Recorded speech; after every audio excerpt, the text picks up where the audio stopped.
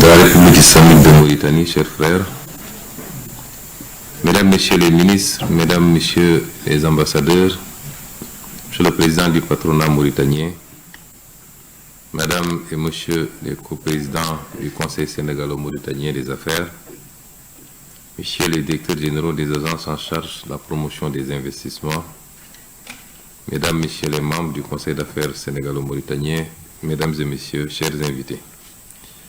Alors, nous sommes très ravis d'être là aujourd'hui et de co-présider avec notre homologue et en même temps collègue cette table ronde qui répond bien à son nom, au propre comme vous figurez d'ailleurs,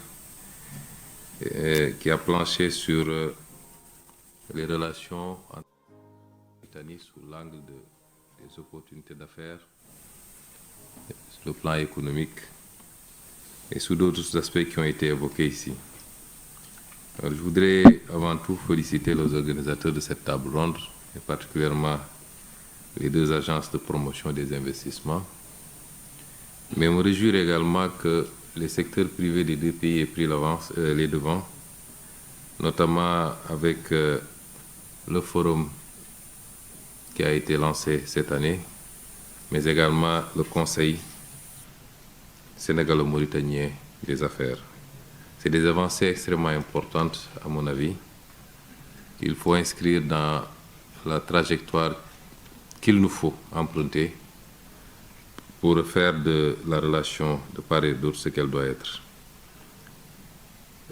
Je parlerai d'abord très peu du Sénégal, avec l'avènement de son Excellence le Président Bassirou Diomaye Faye et de mon gouvernement, et une option dans la présentation de ce qu'on a appelé la vision 2050, mais également dans le master plan 2034 et la déclinaison quinquennale, qui sont toutes en phase de finalisation et seront présentées.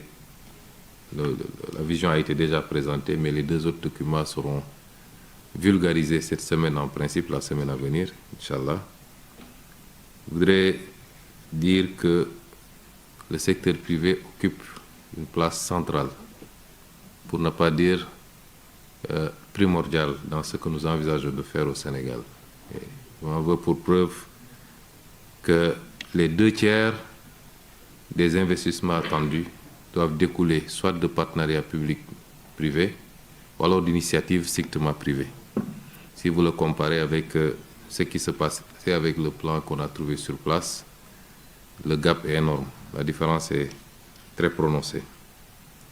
Le secteur privé est attendu dans tous les segments, y compris les segments où on n'avait pas l'habitude de le voir, qu'à un certain niveau, notamment la santé, l'éducation. Il ne s'agit pas de privatiser la santé et l'éducation totalement, mais c'est de permettre aujourd'hui, avec l'intrusion du secteur privé, mais également le partenariat public-privé, de cibler des domaines particuliers qui peuvent faire l'objet de développement rapide par ce secteur privé. Et donc, tous les segments qui ont été abordés ici, on a parlé du secteur pétro-gazier, avec toutes ses implications en termes de potentialité pétrochimique. On a parlé de ce que nous partageons en commun en dehors du gaz, notamment le fleuve. On a parlé d'agriculture, d'élevage, de finances, du numérique, la formation et j'en passe. Tous les secteurs ont été passés au crible. Et le secteur qui m'intéresse le plus d'ailleurs, qui est un de nos grands défis, c'est le secteur de l'énergie. Je disais hier au Premier ministre que dans la vision 2050, en ce qui nous concerne, il est question d'atteindre une capacité de 10 000 MW à l'horizon 2050. On en produit un peu moins de 1700 aujourd'hui et vous voyez le gap qu'il faut combler. Et sans énergie, en quantité, en qualité et surtout à des coûts abordables, il est impossible d'industrialiser un pays, de réussir également la transformation agricole. D'où d'ailleurs la préoccupation sénégalaise, rejointe aujourd'hui par nos frères mauritaniens, d'avoir à tirer un peu plus de l'exploitation gazière. C'était 35 MFCF pour chacune des parties. Évidemment, ça suffit à peine à alimenter une centrale électrique de 250 MW. Nous en avons demandé 300 de plus, évidemment 150 pour chacune des parties, ce qui nous permettrait d'avoir beaucoup plus de marge. Parce que les renouvelables ne pourra pas, de toute évidence, dépasser peut-être 40% de notre mix énergétique. On peut faire beaucoup plus, mais dans le temps. Et donc, sans énergie, il est impossible de faire de l'économie aujourd'hui. Et c'est l'un des avantages comparatifs que tous les pays qui ont fait des bons significatifs ces dernières années ont pu régler et que nous ne parvenons pas à régler. Nous n'avons pas suffisamment d'énergie et nous n'avons pas d'énergie en qualité, en quantité, et le coût est excessif. Donc, sur tous les segments qui ont été évoqués ici, j'inviterai les uns et les autres, je sais que c'est déjà fait, à regarder ce qui a été dit dans la vision 2050. Et le Sénégal compte particulièrement sur le secteur privé. Quand je parle du secteur privé, vous verrez qu'on a beaucoup parlé du capital africain.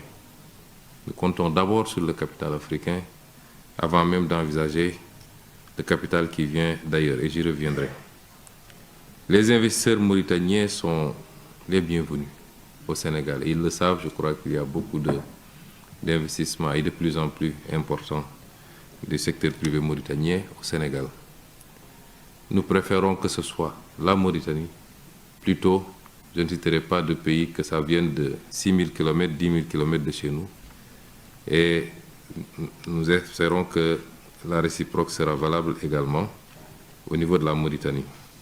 Ce qui me permet d'aborder le second point, les relations sénégalo-mauritaniennes. Je disais tantôt que les initiatives qui ont été prises récemment, et je félicite les secteurs privés, sont des initiatives salutaires, attendues et qui vont dans le bon sens. Mais il y a beaucoup de choses à faire, il faut les accélérer. J'ai tendance à dire que malheureusement en Afrique, nous faisons ce que les autres font en une semaine, nous le faisons en un an. Il faut aujourd'hui que nous nous inspirions des meilleures pratiques et que nous travaillions vite et bien, que nous prenions l'édition qu'il faut. Et avec le président Ghazouani, particulièrement, et j'insiste beaucoup, mais également avec le président Bassirou Diomaye Faye, je crois que les actes qui ont été posés, mais avant même notre avènement au pouvoir, j'ai tendance à dire que le prédécesseur du président Bassirou Diomaye Faye, lors de notre première entrevue avant la passation de pouvoir, a beaucoup insisté sur les relations avec notre voisin du Nord, comme il disait, notamment la Mauritanie. Donc les choses ont été bien lancées bien avant nous, je pense. Et notre responsabilité, c'est de faire beaucoup plus. C'est de hisser ces relations à un niveau qu'elles n'ont jamais atteint dans le passé. C'est notre responsabilité. Et nous allons y travailler, puisque la volonté a été largement manifestée de part et d'autre. Mais dans la relation, comme nous disons, il faut beaucoup plus de Mauritanie au Sénégal et beaucoup plus de Sénégal en Mauritanie. Souvent, on dit que c'est deux peuples, c'est un seul et même peuple, mais deux États. Nous devons le matérialiser maintenant concrètement par ce que je dis, pas seulement en termes sociaux, socio-culturels. Nous savons que, évidemment, et surtout particulièrement dans les zones frontalières, il est impossible d'imposer une barrière. La frontière n'existe pas pour ces populations. Mais il faut qu'au niveau des États, que nous puissions aller beaucoup plus loin. Et cette matérialisation va passer par une parfaite réciprocité. Tout ce qu'un homme d'affaires mauritanien peut faire au Sénégal, un homme d'affaires sénégalais doit pouvoir le faire en Mauritanie, dans les mêmes conditions, et vice-versa. Il faut qu'on puisse atteindre ce niveau-là, et pour cela, il faut que toutes les barrières soient levées. Toutes les barrières. Des exemples existent partout dans le monde et qui marchent très bien. Et je pense qu'on a beaucoup plus d'affinité pour pouvoir atteindre ces mêmes résultats. Et qu'aujourd'hui, quand on va se retrouver peut-être, Monsieur le Premier ministre, dans un an, certainement à Dakar, qu'on ne puisse plus avoir certaines remontées de blocage de part et d'autre et qu'on est suffisamment avancé à fluidifier les rapports et les conditions dans lesquelles les uns et les autres peuvent exercer dans chacune des territoires.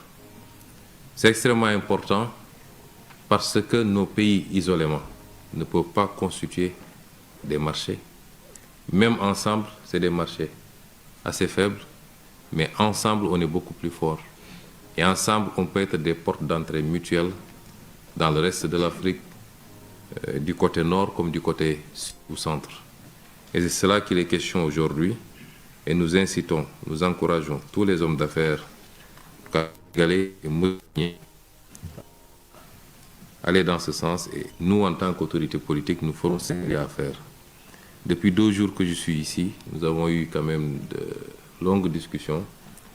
Beaucoup de problématiques ont été soulevées ici, des engagements ont été mutuellement pris de faire ce qu'il y a à faire, de travailler rapidement à faciliter les conditions d'exercice. Et ça me permet d'aborder le 3e et dernier point. J'ai parlé du Sénégal, j'ai parlé des relations entre le Sénégal et la Mauritanie. Je ne parlerai pas de la Mauritanie, Monsieur le Premier ministre fera aisément à ma place.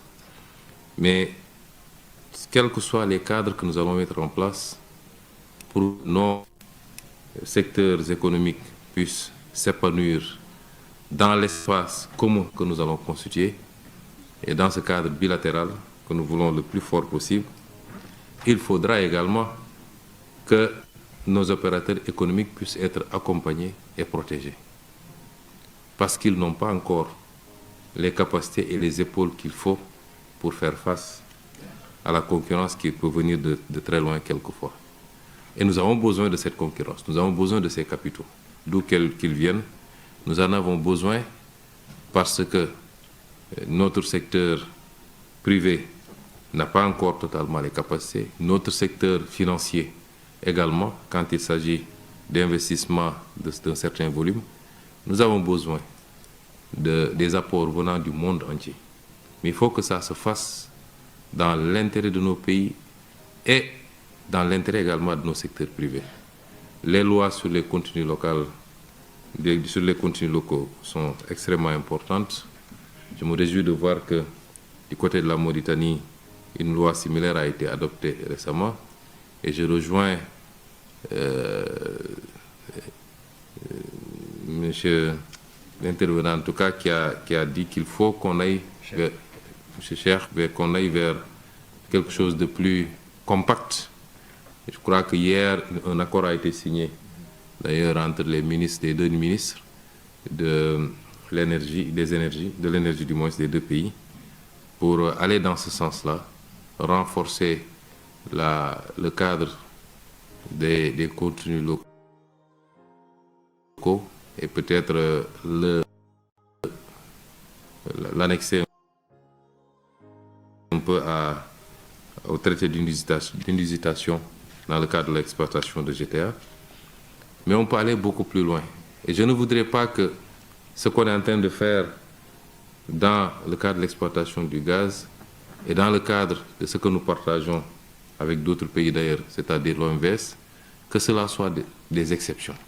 Il faut que dans tous les segments, nous puissions avoir le même type de collaboration. La pêche est un secteur, et je remercie encore une fois la Mauritanie pour son ouverture en acceptant toujours d'allouer des quotas aux pêcheurs sénégalais. Et nous en demandons beaucoup plus, Monsieur le Premier ministre, mais nous comprenons les contraintes et les contingences. Et j'en profite toujours pour insister aussi au niveau des opérateurs sénégalais au respect strict de la réglementation du pays d'accueil. Ça, c'est extrêmement important. Aussi bien sur les quotas de prélèvement, les débarquements obligatoires. C'est important également pour faciliter la relation, aussi bien pour les autorités mauritaniennes vis-à-vis de leurs propres contraintes et opinions, que pour nous-mêmes, autorités sénégalaises. Mais il faut que ces modèles réussis, il faut qu'ils soient généralisés à tous les autres segments de l'économie.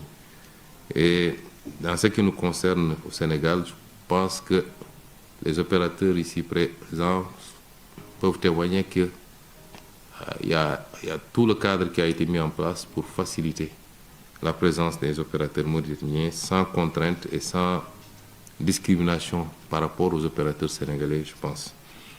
Mais il faut protéger ces secteurs-là. Les lois sur le contenu local, c'est important. Au Sénégal, on est en train de réfléchir et peut-être qu'on présentera une loi sur le patriotisme économique qui aménagera des exceptions par rapport à un certain nombre de partenaires privilégiés, certainement notamment la Mauritanie, mais il faut protéger nos économies. Nous ne pouvons pas nous ouvrir de manière sauvage. Les plus grandes guerres économiques aujourd'hui entre les grandes puissances sont sont des guerres économiques au sein de l'OMC parce que chacun protège en réalité à sa façon. Et nous, on vient nous dire que, comme disait l'autre, les Occidentaux ont compris qu'ils n'ont plus rien à gagner dans le protectionnisme, ils l'enlèvent du vocabulaire, mais ils le font autrement. Les quotas aux États-Unis, c'est une forme de protection. Les surtaxes, c'est une forme de protection. Et nous, on nous dit d'ouvrir sauvagement.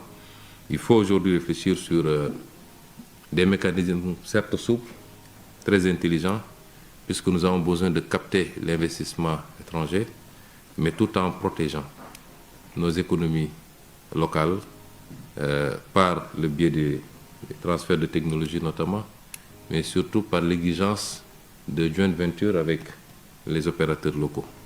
Et beaucoup d'autres aspects qui viendront compléter les lois sur le contenu local.